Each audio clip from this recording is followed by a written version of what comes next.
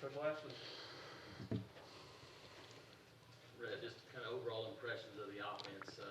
Obviously did kind of probably what you wanted to do, kind of took care of it. Yeah, our goal was to improve. I think we improved. Wasn't real happy. Our second and third possession, we got great field position after a good punt return on the second possession and had a good first play, actually.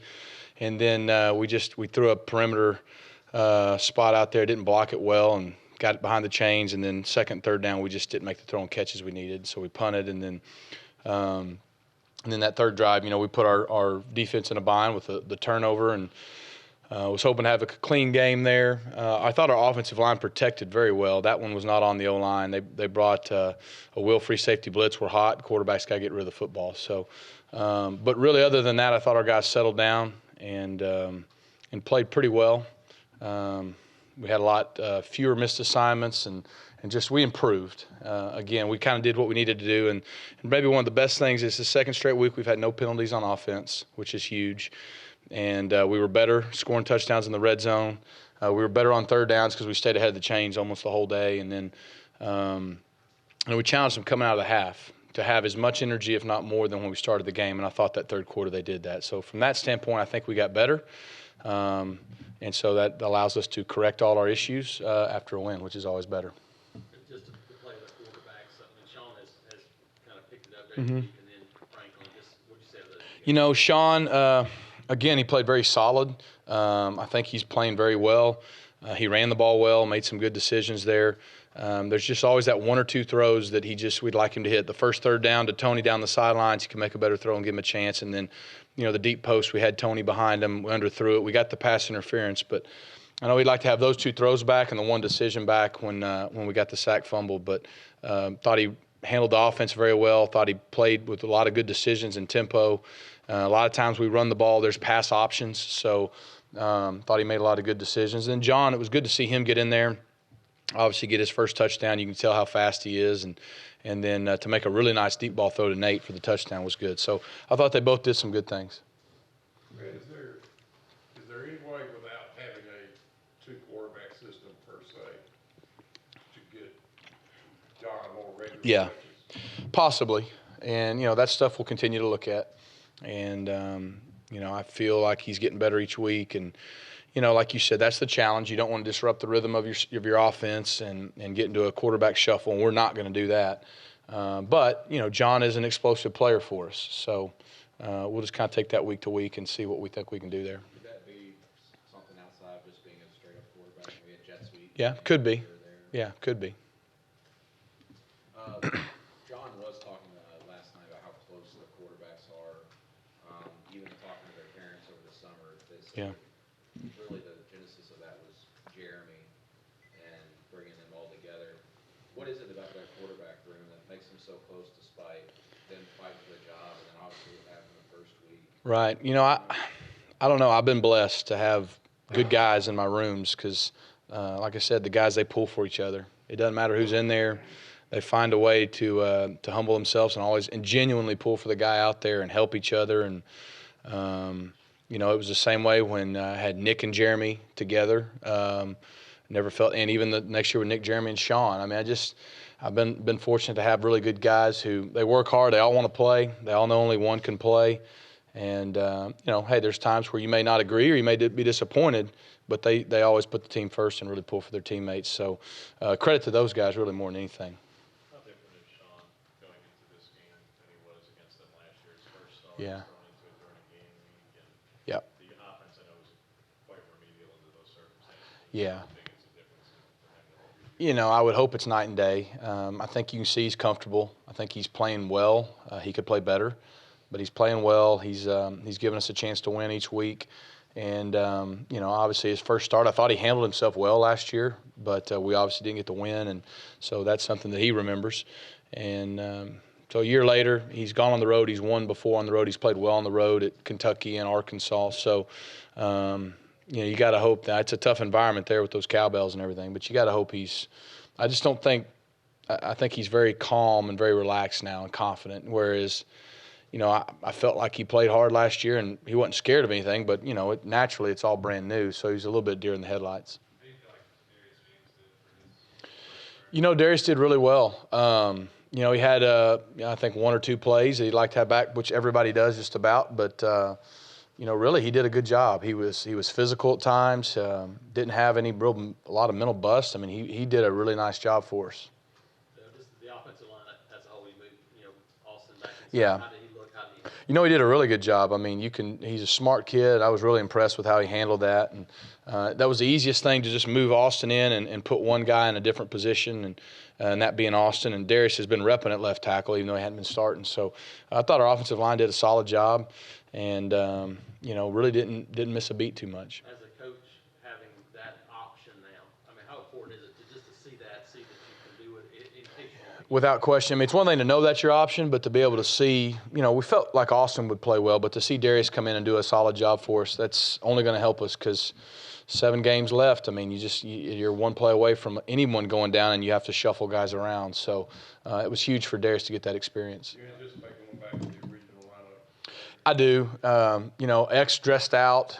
He was available in an emergency role. It was kind of one of those. He wouldn't have been 100%. And so we felt like we could start the game the way we practiced the whole week and see how it went from there. And, fortunately, we were able to keep him out and keep him rested. How's Malik doing today? Malik's doing okay. He ran well and played hard. And we should probably know more tomorrow. We're optimistic that it's nothing major. But I think our docs will probably know more tomorrow. But he was in good spirits. He was out there with us today. I mean, he didn't practice, but he was out there with us. Talk about when he ran over the guy there in the touchdown. Yeah. And the second guy got there, you ran over him too. Yeah, it was a great run. I mean, he actually got met at the 4-yard line and ran the first guy over to about the 2, and then the other guy jumped on board, and he drug them both in the end zone. And I thought he ran hard. He made some guys miss. Malik's a good football player, and it was good to see him and Cameron and those guys get in and play a little bit. And it's just unfortunate that he got injured there towards the end. Petway's doing much better. He was similar to X. He just wasn't full speed, and so we felt like if we could get by and rest him, that would be best for the long term. He was out there tonight practicing with us, and we expect him to be ready to go. What changed for y'all in the red zone yesterday? How were you able to have more success? Well, we were able to run it in, which helps. Again, we just the guys made the plays, they made the blocks, they got in the end zone, and we emphasized it all week. We had other things. Obviously, we didn't run every play we had prepared, but guys just did a good job of executing. That was probably the main thing. What's the biggest challenge in carrying that over to an opponent, a Power 5 opponent, SEC? Yeah. Where y'all struggled. Right. So much? Well, the challenge is to continue to get better and do it again against arguably better people, and the plan will tweak each week based off who you play and what their scheme is in the red zone. But at the end of the day, we stressed hard finishing and winning those one-on-one battles, and guys got to step up and make plays, and Malik's a good example of that. It's never going to be pretty. Inside the 5-yard line, a lot of times if you run the ball, you're running into hats. And a lot of time a running back, you got to get hats on hats, and running back's got to make a guy miss or run a guy over. And if you're throwing the football down there inside the 10, it's tight quarters. And you either have a one-on-one guy got to make a play, or you got to thread needle in zone coverage. So it's all about making plays down there, and it's about us putting them in the right position to have an opportunity to make those plays. And then after that, it's about the guys making the plays. How much of a challenge has it been to prepare for them, right? Not only because of their personnel changes, but kind of like you guys, they're on their 3rd coordinator in 3 years. So just how schematically different has it been to plan for them each year? You're talking about Mississippi State, right? I haven't gotten too deep into them yet. Sunday's kind of the day we put the opponent to bed. I mean, we have a little bit at practice, and then this evening we'll. But from what I know, they're very sound. They do have a different coordinator, so there's going to be differences. But there's a lot of similarities to what you know to be Mississippi State, in that they've got a very solid sound scheme. They make it so their players can play hard and play fast and not get too complicated. And then because of that, they play extremely hard, extremely well, and they don't have a lot of busts. They make you earn everything. And then traditionally, they're pretty good up front against the run. They usually have a pretty good D-line and pretty stout against the run. And then obviously playing there, I've been there 3 times, and all 3 times it's not been a lot of fun. I mean, even the ones we've won have been tough. So this is a really good challenge for us. And from a schematic standpoint, their guys are playing well. They're playing hard. You saw what they did with LSU on the road. Jalen got in a little bit more, like yesterday. Yeah. But it's been a while since you guys have thrown to the tight end in the passing game. Has that been more of a personnel thing, or maybe a change in philosophy over the last couple of seasons? Could be a little bit of personnel over time, and now I do think Jalen's growing and getting better. And then sometimes it's a matter of who you're playing and how what formations you're going to be on based on what they do. And so that's a little bit of a week-to-week deal. But, yeah, we'll just kind of see how it goes going forward. How difficult are the cowbells, particularly for a quarterback playing with their? You know, when you go on the road, you go on silent count. So, you know, I don't know how much it is different than if you're at a place where there's 100,000 going crazy. It's loud as loud. You know, but they do have a tendency sometimes to just the constant ringing, kind of like a dripping faucet a little bit, you know, just, you know, I think if you let your mind go there, it can affect you, but you can't. You just got to go play. And most of the time, guys, especially quarterbacks, you get on the field, you're playing. It's kind of like that tunnel vision. Once you're out there playing, you really, you know, maybe when you're trying to call the play or call a protection to the line, it gets loud, so you feel it then. But once the play's snapped, you kind of block all the noise out. And that's what our whole squad's going to have to do. And so we haven't had this challenge yet this year. How do you prepare Xavier for that? I mean, first road start for him. Yeah. He's been there, but just to do it himself. No question. And, you know, we'll pipe in music throughout the week in practice. We'll do some things that we haven't been having to do because we've been playing at home and try to do our best to let them hear the cowbell before we get to the cowbell, I guess you could say. Couple more about Kyle's progression. Obviously, he was limited, in the preseason, but now he's got 3 of the 4 longest receptions on the team this year. Yeah, I guess we need to keep his number 86 so he'll score.